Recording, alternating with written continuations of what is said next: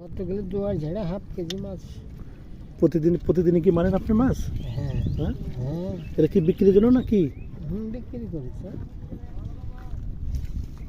এই হিট জবরগুলো ফেললে দেখলে চিংড়িগুলো পাওয়া যায় না, বুঝতে পারলে? এই চিংড়িগুলো কাজে লাগবে। আচ্ছা আচ্ছা, 100 চিংড়ি যদি জাল মাছের সাথে দেন তাহলে কাজ হয়ে গেল।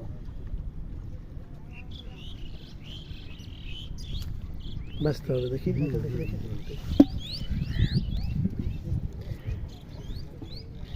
মাছ যে কটা ভালোই, বুঝলে? ও দেখেন যে কটা মাছ ভালো।